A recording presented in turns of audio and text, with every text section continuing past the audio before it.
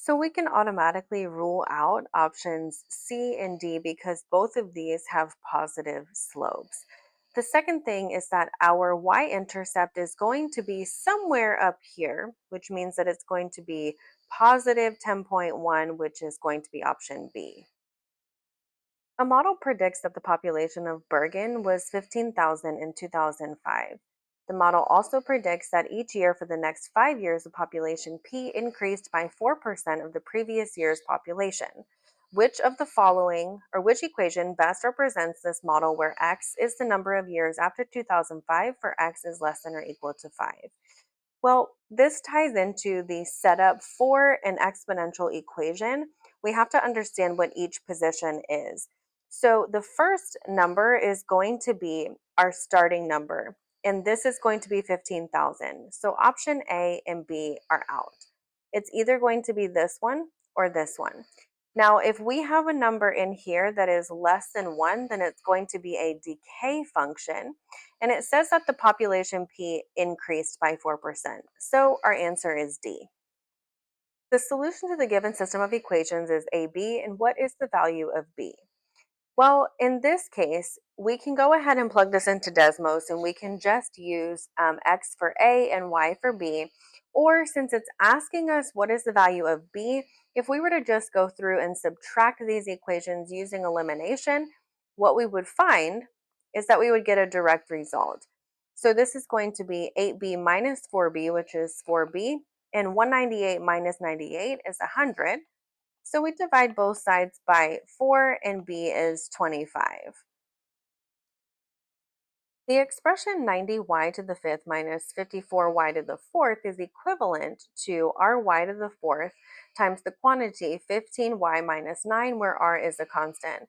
So what is the value of r?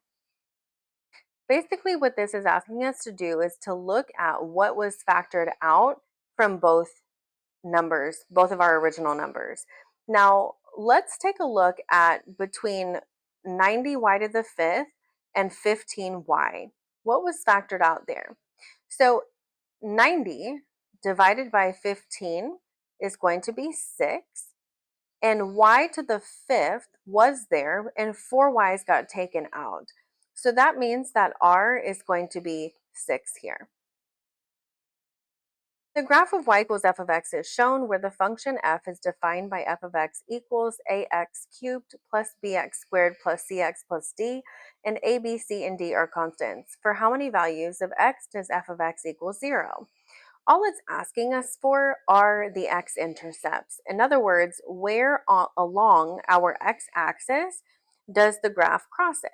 So we can see that it crosses at -2, at 4, and at 7. So this is going to be 3 values.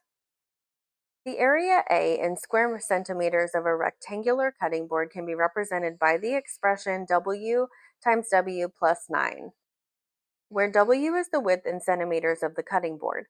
Which expression represents the length in centimeters of the cutting board? So we know that the area of a rectangle is going to be length times width. It tells us that W is the width, which means that the length is going to have to be equal to W plus 9. So the answer is D. Number 17, the given equation relates the distinct positive numbers P, K, and J. Which equation correctly expresses 4J plus 9 in terms of P and K?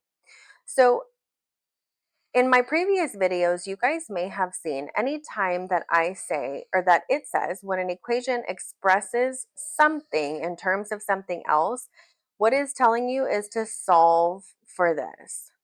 So in this case, we are going to move around this denominator as though it is one singular unit, and then we are going to solve for it. So let's go ahead and cross multiply. We're going to get 4j plus 9, the whole quantity, times p equals k. And then we are going to divide both sides by p. So this is going to be answer A. Circle A has a radius of 3n and circle B has a radius of 129n, where n is a positive constant. The area of circle B is how many times the area of circle A? So the ratio of their circumferences is going to be simply the second radius over the first one. And that's going to be 43. Now, again, this is their circumferences. When it comes to area, it's going to be that number squared. And if there were such a thing as a volume, like let's say it was a sphere or something, then it would even be cubed. So 43 squared is 1849, so our answer is D. There is another longer way to solve this, but this is the fastest way, so I would recommend memorizing this. The measure of angle R is 2 pi thirds radians, and the measure of angle T is 5 pi twelfths radians greater than the measure of angle R. What is the measure of angle T in degrees? So it says that angle T is 5 pi twelfths radians greater than 2 pi thirds. So let's go ahead and get a common denominator here, where it's going to be 5 pi twelfths plus 8 pi twelfths. That's going to be 13 pi twelfths. Now, I want to point something out here. This is greater than 1 pi. 1 pi is going to be 180 degrees. Now, it's not much over 1 pi. So my estimation is that it's going to be option C, but let's just double check. So if we are going from radians to degrees, this conversion is also on the formula sheet, okay? And it is, from radians to degrees, we're going to have 180 over pi. So our pi's are going to cancel out. And when we go ahead and multiply this out in Desmos, this is what you get. You do get 195 degrees. The given equation relates the variables x and y, and for what value of x does the value of y reach its minimum? So here we are going to be looking at the parabola on Desmos. I'll go ahead, pull that out, plug it in, and let's go take a look. Well, in this case, since it's asking us for the value of x, I actually think that just plugging it into the vertex formula is going to be much easier here. So if we just take our b value, which is right here, and put that over to a, we're going to get, this is going to be 2 times 1 here, since a is 1. Remember that a comes from the coefficient of x squared, so we're going to have 14 over 2, which is 7. Now I will show you on Desmos just in case you didn't remember the vertex formula there. And if it asked for our y value, we would have to go back and plug that in. That was the original reason I thought that maybe Desmos would be faster, but in this case, it's not. So here's our equation all plugged in. We can see the parabola here, and we are looking at this minimum value. And you can see that we also got x equals 7. And if the y value would definitely be faster if we had Desmos. So here's our equation, going ahead and typing that into Desmos. And you can see here that the minimum value does occur at 7, negative 27. Now, with it asking for the x value, it was faster the original way that I showed you. But if it were asking for the y value, then definitely Desmos would be faster. A small business owner budgets $2,200 to purchase candles. The owner must purchase a minimum of 200 candles to maintain the discounted pricing. If the owner pays $4.90 per candle to purchase small candles and $11.60 per candle to purchase large candles, what is the maximum number of large candles the owner can purchase to stay within the budget and maintain the discounted pricing? This is going to be a system of inequalities, and we can figure out the maximum number of large candles here.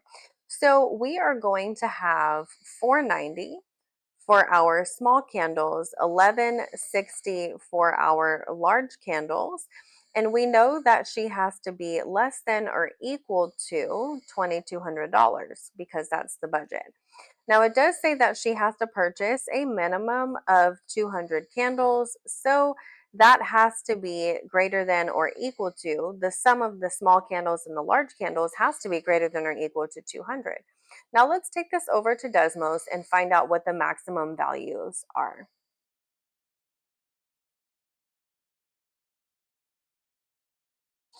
So now that we have our inequalities typed into Desmos, let's take a look at the solution and determine how we figure out what the maximum number is.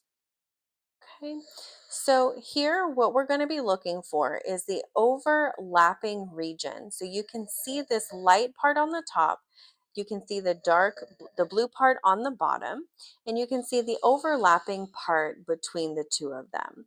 So what we're looking for is the largest number of large candles, okay, the maximum number of large candles.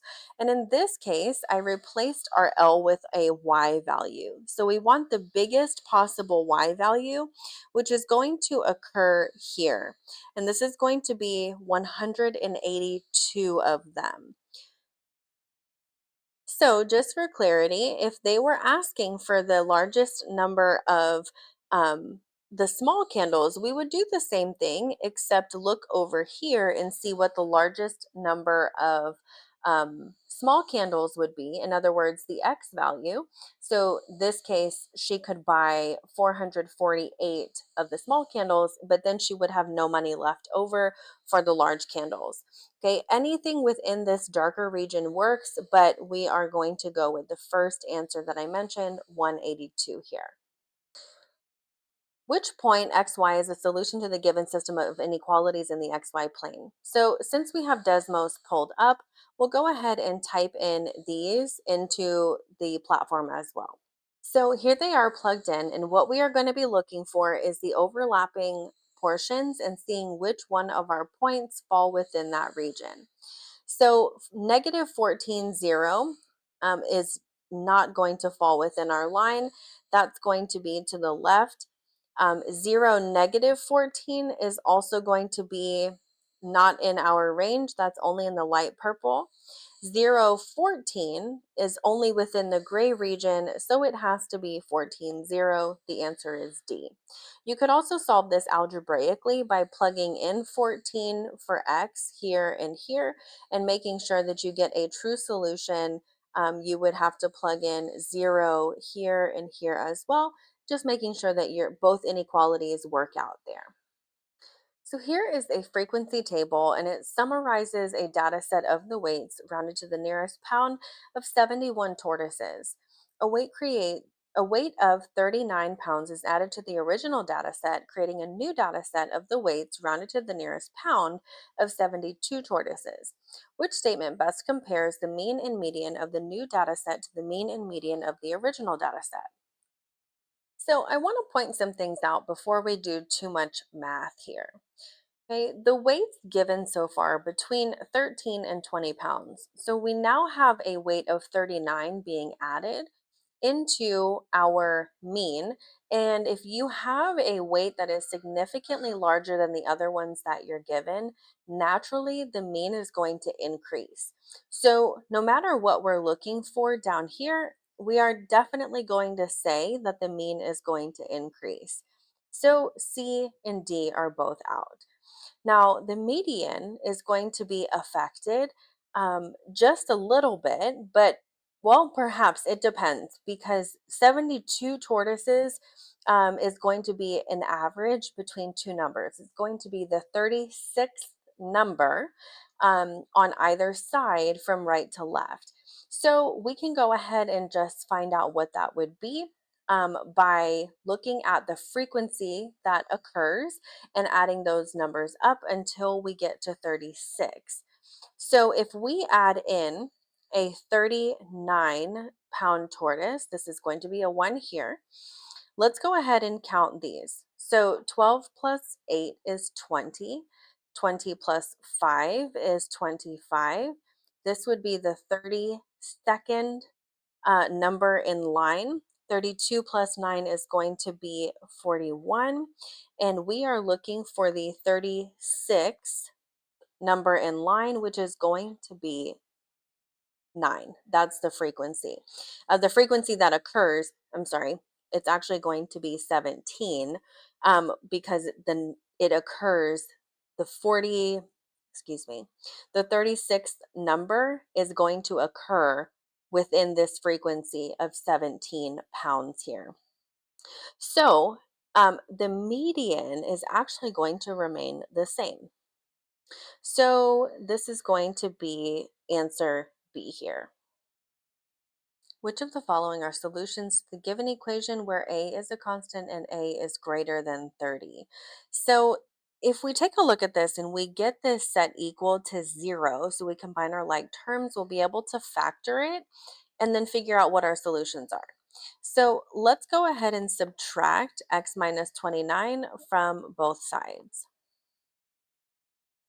Now, take a look at this very carefully. You can see that between the first term, this whole thing, because they're multiplied, so it's one term, and this term, that they both have this x minus 29 now. So if we go ahead and factor that out, this is what our equation will look like. So we're going to have 0 equals that. Now what we can do is set both of our factors equal to 0 and solve for x. So we're going to add 29 over, which means that one of our solutions is x equals 29. So A is out. And then our next answer is going to be x equals a plus 1. So our answer is C. In the xy plane, the graph of the equation y equals negative x squared plus 9x minus 100 intersects the line y equals c at exactly 1 point. What is the value of c?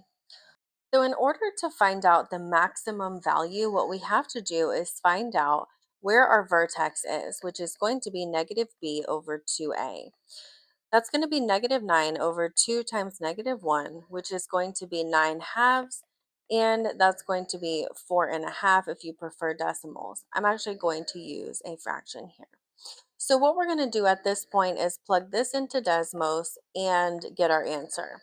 So y equals negative 9 halves squared plus 9 times 9 halves minus 100, and that's going to give us the answer negative 319 over 4, so our answer is C. The functions f and g are defined by the given equations where x is positive, and which of the following equations displays as a constant or coefficient the maximum value of the function it defines where x is positive. So let's figure out what this is talking about. When we have x is greater than or equal to 0, okay, we're looking for the result as a constant or a coefficient. A constant is going to be this number out here with no variables attached, and the coefficient is going to be the 18 or the 9. So let's try to plug in 0 into our equation to see what happens. So if we plug in f of 0 and we get 18 times 1.25 to the 0 plus 41, that's going to be f of 0 equals 18 plus 41, because this guy is 1. Anything to the 0 power is 1. So f of 0 is going to be 59. 59 is not a coefficient or a constant there. And let's do the same thing for g of 0. So if we have 9.73 to the 0, that's going to be 9 times 1, which is 9. Now, the reason I solved this equation the way that I did is because the second equation is because this is a decay function here. So remember that this is less than 1, so the graph is going to look something like this. This one is actually a growth function and it has no maximum, which is why this guy, it was just not going to work that way. Now, if if f of x has to be greater than or equal to 0, that means that we are taking this decay function and we are segmenting it and saying it only exists over here onto the right side of it. So that means that g of 0 is going to have that intersection point at 9, and that is going to be the largest value. So the answer is B. So, congratulations, we've made it to the last question on Module 1. So, the perimeter of an equilateral triangle is 852 centimeters. The three vertices of the triangle lie on a circle. The radius of the circle is W radical 3 centimeters. So, what is the value of W? So, let's go ahead and sketch out our triangle here. And then we're going to draw out our equilateral triangle. I'm going to do my best here to make it accurate.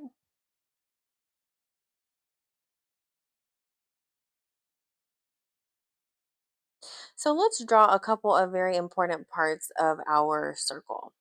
So we know that this is the center of our circle, okay? And then we'll go ahead and label, we'll just call this A, B, and C here. And we'll go ahead, we'll call this center O here. Okay, now let's discuss about equilateral triangles. We know that all three of these will be equal, all of our sides will be equal, and we also know that the perimeter is going to be 852. So the perimeter of an equilateral triangle, we're simply just going to divide that by, excuse me, 3, and the answer that we get is 284. So we know that each side of our triangle is 284. Now, if we were to connect a radius, so let's just use A and O, okay? That's going to be the vertex of our triangle, one of the vertices of our triangle, and the center O. That's going to make this a 30-degree triangle, a 30-degree triangle. And we can go ahead and draw this line straight down to the bottom, okay? And that's going to make a right triangle. Now, this would be, that would be a 90, that would make this a 60. And we know that it's actually going to come down from the center of our circle all the way down. It's going to actually cut this exactly in half. So this side over here is going to be 142. And that is going to be across from our 60-degree mark. Now, the way that I like to set this up for our ratio so that it's more easily seen is I like to go ahead and draw out what I like to call our model triangle. So across from our 30 is always going to be a 1. Across from our 60 is always, or 1x, excuse me, this is going to be x radical 3. And then across from our 90 is going to be our 2x because our proportions are in a ratio of 1 radical 3 and 2 for a 30, 60, 90 triangle. Now that we have that, we can go ahead and set up a proportion between our triangles. So we know that we have 142, and that's in the same position as our x radical 3.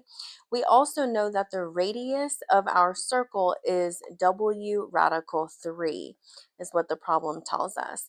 So we can also set up that proportion. Okay, and we are going to have this equal to this. So let's start with our 142. If that's going to equal x radical 3, then we can go ahead and divide both sides by radical 3, and that's going to be what our x is over here. So if we know that that's what x equals, then we can just go ahead and pop that into our formula here. And we can say that 142 over radical 3 times 2, that's going to be 184 over radical 3.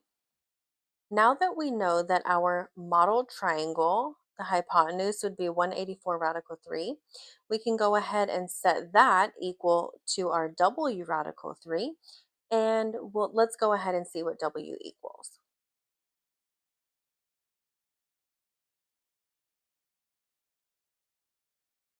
We can go ahead and multiply over our radical 3. So we'll go ahead and get 184 equals w times radical 3 squared, which is going to be 184 equals w times 3.